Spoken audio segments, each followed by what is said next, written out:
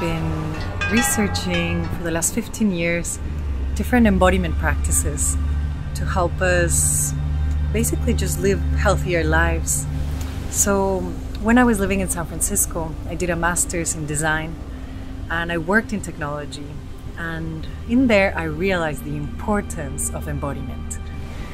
So I'm on a mission right now to come back to the wisdom of the body so that we can have healthier and more fulfilling relationships.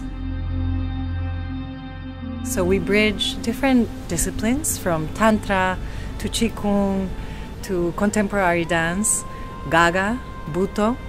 In that way, we practice this connection of body and mind, sensation and perception.